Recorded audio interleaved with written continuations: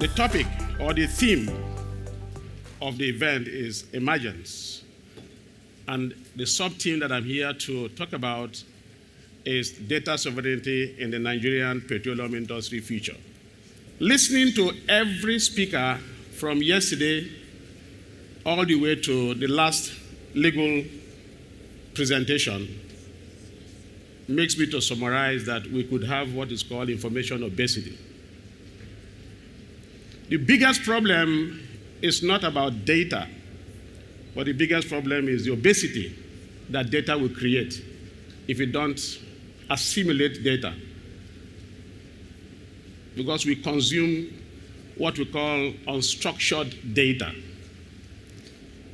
So I will do a little bit of a recap because what I'm about to talk about will essentially put a very good perspective to everything that we have just said here. And I'll start with the legal people. I hear the word copy and paste laws. It is very correct.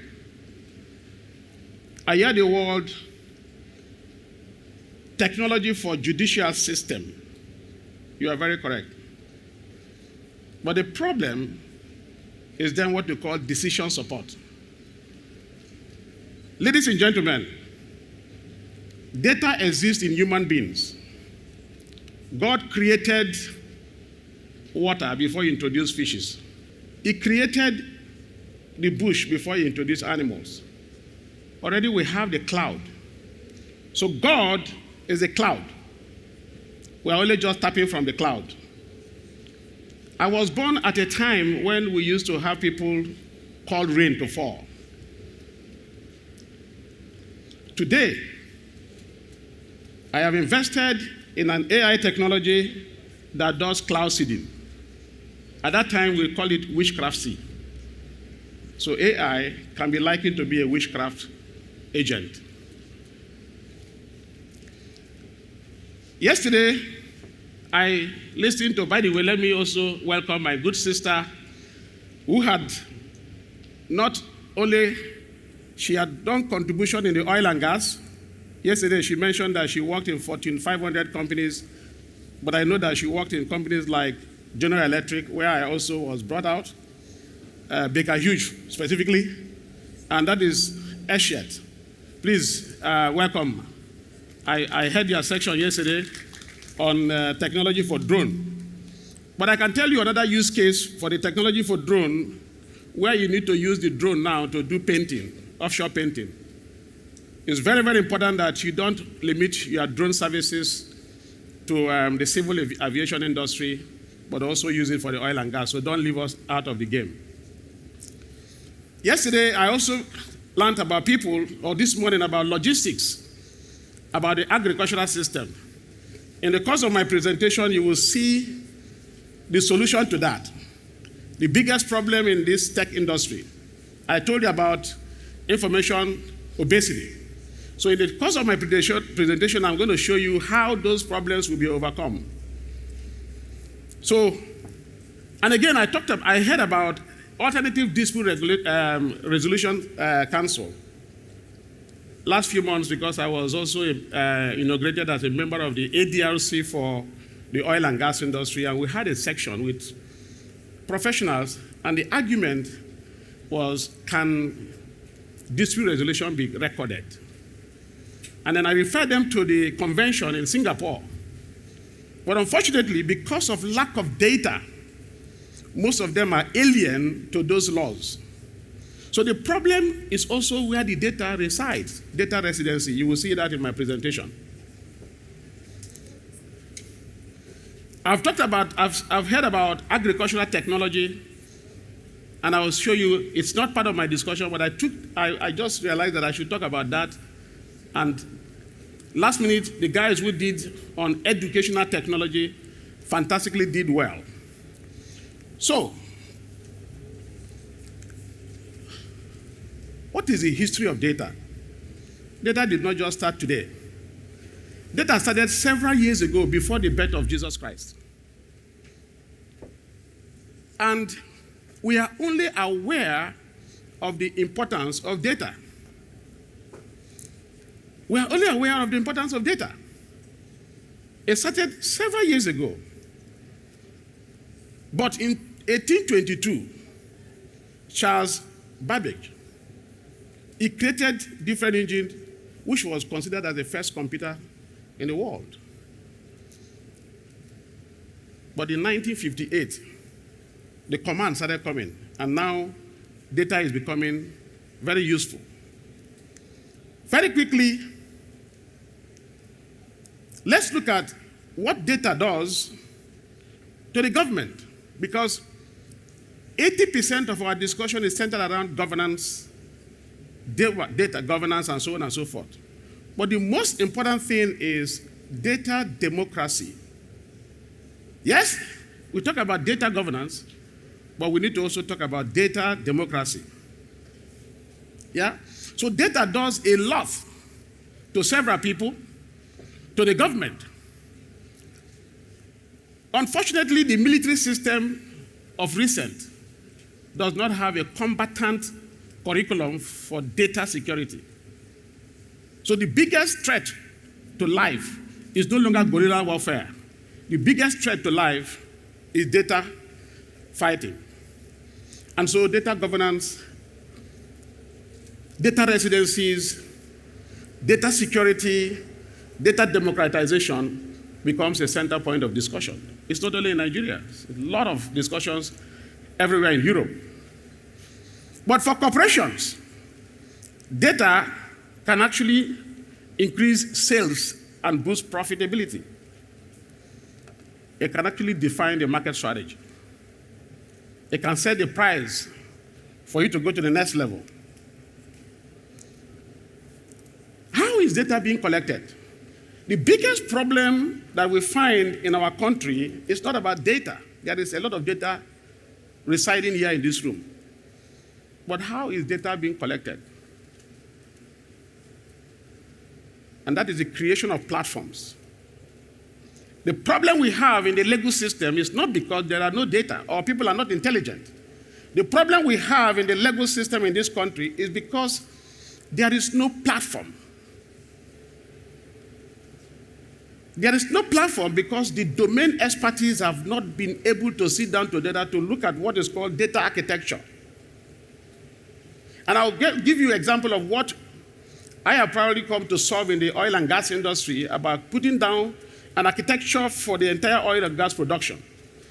So data adoption has a lot of influences all over the world. Nigeria is about 37%. In the north part of the world, they have data literacy. So you cannot convince somebody who is ignorant of a fact. So data literacy has to be put in place in our educational curriculum, because the fundamental of that has to come into play. That is about structured data, because we have both structured and unstructured data. The idea that a country or jurisdiction has the authority and the right to govern and control data generation within its borders. My own good brother is physically a border controller. My brother, Dutch Kelly, is a border controller. But I guess that within the border control is a physical substance, but also there is a soft substance of border control. Because one of the speakers here said, and when the man asked about jurisdiction in terms of mutual non-disclosure agreement or non-disclosure agreement, it has to do with data source and data residency. So when you look at all that, there are common practices. And today, my brother Kashifu is not here, but if you go to the NITA website, there are so much of consideration. Unfortunately, the solution has not been provided because our country has refused to annex the reason why NIPS was created, why National Orientation was created. And Port Harcourt Chamber of Commerce, please take very, very serious note. The biggest problem of this country is not about data. The biggest problem of this country is about data structures, data interoperability, and data usage. Therefore, government is not connected. When you eat rice, you know where the digestive system goes. When you take rice, it gives to a carbohydrate. Protein go to amino acids. So the problem of society was that before this time, Isaac Newton's definition about momentum was the rate of change of momentum is directly proportional to the force applied. It takes in the light of the direction of the force. But today, that is wrong because data is exponential. Somebody mentioned it yesterday. So data transition, data usage, and regulation interconnectivity is very, very key. What are the challenges? You have all said everything, the lawyers. But one of the biggest challenges is also domain expertise.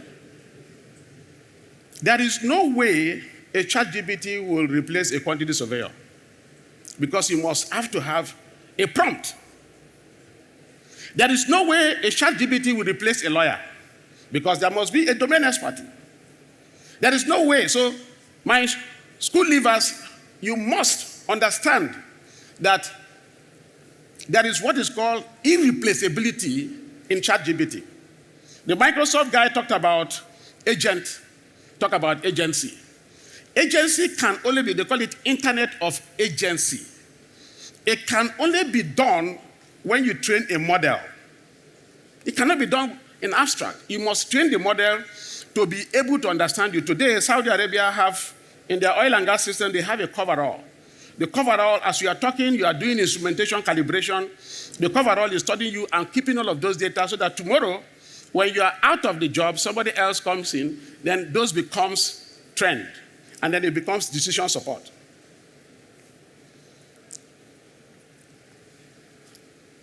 So now, let me talk about the petroleum industry where I consider myself as a player. What are the sources of data? Our country, to be, as a matter of fact, should have what we call data lake. And that is what my friend in Microsoft was talking about, hyperscalers. So they will have information, they will have very high computing speed, like Nvidia, like Cisco, likes of Microsoft and the rest of them. They have hyperscalers to be able to gather data in a structured form. When you take data from the well, for instance in oil and gas, measurement, which is one of the things that I did recently to the Federal Republic of Nigeria, take the measurement data, pipeline data, other reservoir information, then you put that in through a gateway for integration. Integration of data is like digestion in your system. When you take a food, you take a certain amount of food, you begin to digest the food in your system. So that is what you do with data. You integrate data based on what you want the output of the data to be, which is what is called data governance. How do you have access controls? What are the control mechanisms? What are the APIs that you need to implement to extract that data at different levels? So, national data control, NIDA is working on it, for Christ's sake, but we're not talking about what is called industrial speed. The industry speed and response to all of this problem is not in tandem with the requirement of the use of this data. Yesterday, somebody mentioned it. I listened to the video yesterday. We call it industrial clock speed. An industry clock speed is when there is what is called unknown. You don't even know what is going to happen. And therefore, there is a need for us to do innovation. Very quickly, I'll talk about innovation in a while. We need to talk about data acquisition. The entire process about data is you have to acquire data. And there must be a deliberate reason, a deliberate structure to acquire data. When you acquire data, you do data integration. Then you talk about data display. It's likened to how you marry a woman, go for a wedding, and then show her to your people. You talk about integration and transformation of the data, storage or data warehouse, and data communication and data governance, and so on and so forth. I will skip that slide and I'll talk about innovation. But before that, the most important thing about data activities and data science and everything is the mindset. Muhammad Ali said, your body will fail your mind will fail 1,000 times before your body will fail. And therefore, this is what the Port Harcourt Expo is giving to us. The lady said they were here last time, and they went back again. There's never a time that is too late for you to study. So we must have the mindset that government alone cannot do the work for us.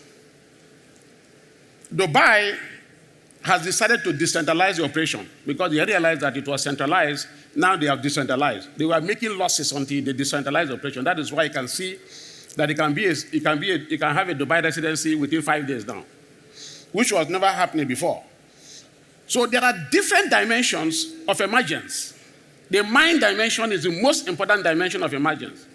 How do you frame your mind? Because the brain is a data bank. What this brain can assimilate, what this brain can create is bigger than what it can think of. It's unquantifiable. What is innovation? Innovation simply means taking an invention and making use of it to make money. And that is why you discover that somebody who did not study agriculture, the ladies and the gentlemen that came here, none of them studied agriculture, but they are able to innovate by creating commercial entity, by inventing somebody's invention, they use it to commercialize it to make money. Isaac Newton said, it is difficult to sell a product than to solve terrestrial physics. So an innovator is a king in the jungle. So innovation means taking an invention and making it a commercial venue. What we are talking here in this event is probably technology innovation. Technology innovation is where you talk about disruption. Somebody has done something in the past. You have to disrupt. The legal term for innovation, it means that you must come in terms with both sides of the table. But innovation means you don't need to come into terms. Just disrupt. And that is why today you see that there are a lot of disruptors in the marketplace. That is a typical oil and gas. The failure of data, even in the legal system, is because you have not been able to provide the architecture. What we have done in the oil and gas is that we have what is called reference.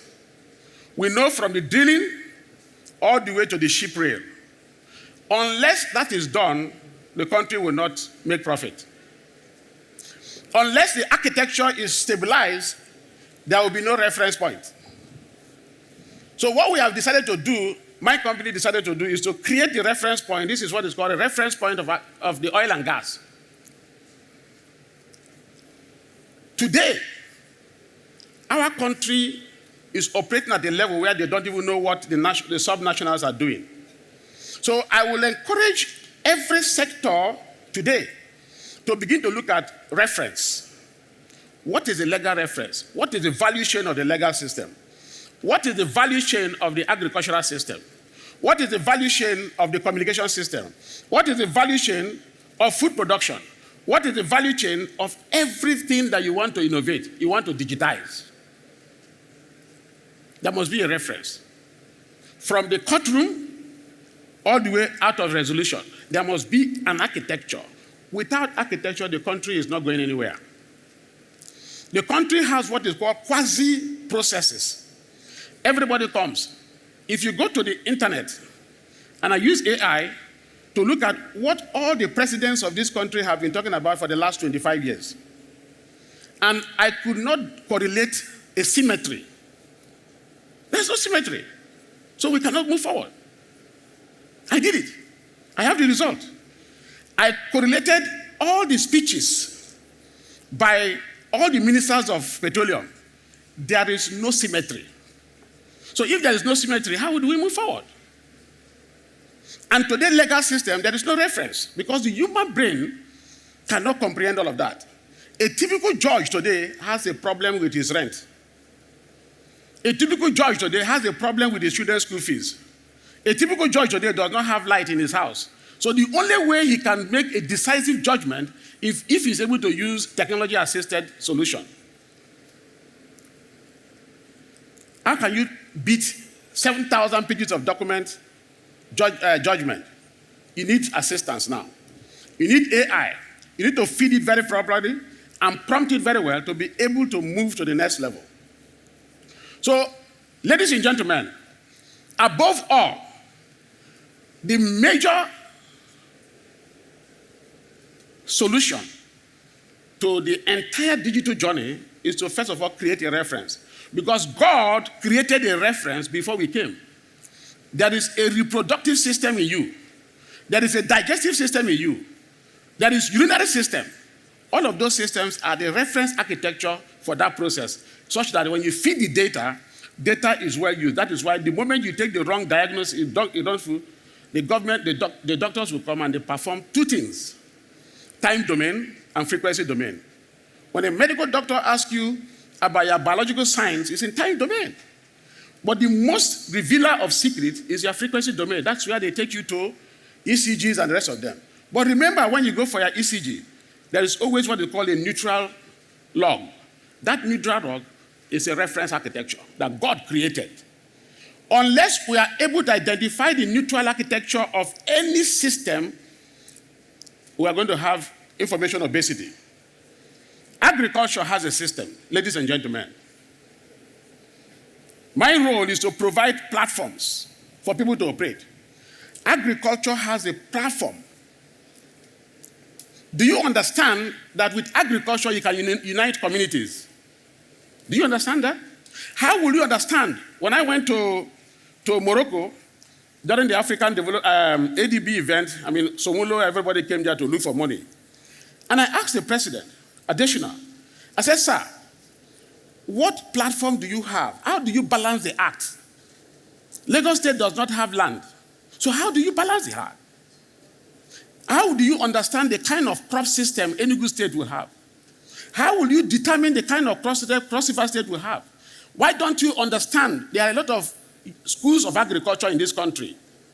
All the agricultural universities in this country, they have a lot of data. They are crop sciences. What are we doing with those data? So that you can use agriculture to unite two communities, for crying out loud. It's very simple. So what we have done is that we have created a next generation agricultural platforms, where my community will be able to probably produce maize and the other community will produce okra. And we will cross-pollinate because we look at the value system. So agriculture is actually a peace driver. Unfortunately, we don't know about that. Do we understand the movement of data? All the way from Industry 1.0, now we have moving into Industry 5.0. Today, one of the problems of Federal Republic of Nigeria is that the government is disconnected from the censors. The censors are the farmers. The censors are the plumbers. The censors are the oil and gas operators. There is no transparency. And the only way to be able to get efficiency, organizational memory, repeatability, listen, data that is not repeatable is not reliable. So the qualification, if you go to the hospital today and the doctor diagnoses you of malaria, it means that there was a reference architecture to show that you have malaria, because it's titrated against a particular reference model. And if you look at the reference model of malaria classification or migraine in UK, it's different from America due to their genetic balances. That is what they call 4IR, Fourth Industrial Revolution. So the Fourth Industrial Revolution tried to tie ICT to biology. Therefore, ladies and gentlemen, before you jump into data, understand the architecture and understand where you want to play. Which area in the value stream you want to play. Not everybody, no one person can play all. Therefore, there is need for collaboration. There is need for an orchestration. An orchestration is what we need to use data to create an economic solution in this country. We do not need other things. We tried to solve one problem recently. I will not advertise it because of this presentation, but we look at Nigeria. Nigeria oil and gas have been operating more than 60 years. In fact, oil and gas predicts the birth of Nigeria. And it's very simple. We wrote to the president 2 years, in 2018, I found a problem and I wrote to the president. Never be scared. That's why I talk about the mind. I personally wrote to the president. That was the time of Buhari. And I said, Your Excellency, I feel that you have a problem. The country has a problem. The country problem is your problem. And I provided a solution. And today, the technology that they use in providing that solution, I own part of that technology in Canada. Just by the mind. I came up recently and I told to the system, I said, listen, we have everybody, all the IOCs are operating. My good friend Igowal is here. They are operating. But the operations, according to the PIA, is not digitized. So there is no transparency. Ladies and gentlemen, all of us here in this room can solve that problem using the reference architecture. If I don't know how to program this, I can show you the physics behind it. Somebody mentioned here, one of the agricultural person said, you have to understand, the man said, you have to understand the science. So understanding of the science is a reference, is a domain expertise. Then the data scientists will be able to do the program according to the mathematical formula. Because if you look at what is happening in today's world, if you walk into the hospital, you meet a nurse. She takes a vital sign. She does not even know why she's taking a vital sign. From there, she tells you to go to the GP. The GP tells you to go and do X-ray. The man taking the X-ray does not even know why he's taking the X-ray. He just tells you to open your hand, put your chest forward, bam, boom, tip. Then he asks you, what is the problem? No, I don't know. Then you go back to the same doctor. Then they need to talk about, so some of us are radiographic mentality. We need to understand that there is a value chain in the medical industry, so also there is a value chain in the data sciences. I'm not talking about data for dating sites. The data scientist for dating site is different. We're talking about data to solve human problem. This section here talks about data to solve human problem, and not sex, and not to steal. Because the essence of the data governance is because it will be able to define what is called an economic profit. An economic profit is a profit that you do that will satisfy three regimes of people: the employees, stakeholders, and yourself. When your data science does not satisfy those three, it becomes a fraud. So while we're talking about data in this seminar, I also want to put a caveat that our country should not engage in data that will appear as fraudulent to nations. And that's the reason why everybody look at the Wayo scamming. So we try to do what is called real-time measurement. In the whole world as I speak, there is no country that have done what we are doing for the industry. We are trying to make Nigeria, the hydrocarbon industry, become a better place. And we took through a lot of roadmaps. We had serious roadmaps that we took, and I'm not going to make too much of noise about it. Again, we talk about data protection, but most importantly, talk about opportunities around the data. Somebody mentioned here in this way, in every opportunity, they say opportunity, risk has an appetite. Ladies and gentlemen, it is important that you understand that there is risk, but every risk has an appetite. All what we need to do is to develop a strategy on how to overcome it. In summary, I want to talk about how we can foster indigenous innovation in the petroleum industry. And to foster indigenous innovation means understanding the peculiarity of our problem. I mean, one of the panelists here talked about insight. I mean, that was yesterday, that you need to understand the inside. When you understand the problem, you'll be able to solve the solution. When you have not worked, when you have not practiced, then that brings me between a scientist and an entrepreneur. Because an entrepreneur does not necessarily need to work. He also needs to just know how to create markets. An entrepreneur, entrepreneurship is the persistent pursuit of opportunities without regards to scarce resources that are controlled by industry-related experience and founders' choices. And that is why you can see Dangote has a monopoly, because he was able to create a market. And that is why you can see Bua has a monopoly, because he was able to create market. Everyone that creates market has a monopoly, and that is the index of innovation. Innovation makes you to actually create market, and when you create market, everybody will follow. So we need to have an acceleration. I mentioned it there before. Not only one person. So my solution and my recommendation, Tech Expo organizers, is that next year, before next year activity, we should be able to create platforms and ask the students, we need to make this seminar, this event, a movement. Rivers State cannot be the way it is. And I'll say it here. The government of Rivers State should be able to talk about public-private partnership. If this event was done in Lagos, there will be a D room. There will be what? A D room. So, my brother, you are at the helm of affairs in the governance. We need to ensure that government should enable Rivers people. Government should enable Rivers people. And I will say it 3 times. Government should enable Rivers people. The amount of money we spend in legal issues, back and forth, can feed these people here to become tech giant. We need to create Silicon Valley in Rivers State. I'm not a politician, but I'm sounding this, that it is so disheartening that all the tech startups, Lagos State will launch, everywhere will launch, and the next thing they take $200 million, $500 million. The deal breakers don't come to Rivers State because they are scared that they will kidnap them. They are scared that even if they do something with the Rivers man, they cannot access him. So I want to appeal to all the governors, to all the political lords, using you, sir, as a point of contact, that we should shun acrimony, we should shun backbiting, we should shun not giving power to people that are gangsters.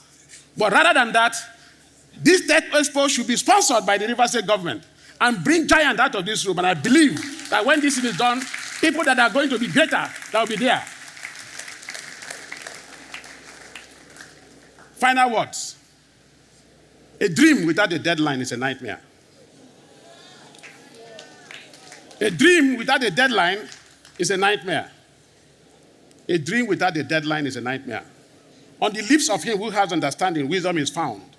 But a rod is for the back of him who lacks sense. If we don't transform this Tech Expo to the next level, Dr. Kelly, you are my brother. The little story I will say is that we schooled together. We had our primary school together. We went through the university together. And we have different paths. You went through the political echelon. I am on the technology echelon. I will hold 2 of us responsible if we don't transform this to see that by the next Tech Expo, we want people to come and talk about testimonial here. If not for this lady who came and talked about testimonial, I'm not aware that there's a testimonial here. On that note, I want to thank everybody here to have taken time. People came from Lagos. Yesterday, I had people who came from Lagos. My friend here seated by me, I believe he came from Lagos. I want to thank you so much. Abuja, I want to thank you so much for attending this event, and I want to thank the organizers. The event was, in fact, it is beyond world class. It is beyond world class. The activities and everything is beyond world class. So thank you so much for your kind listenership.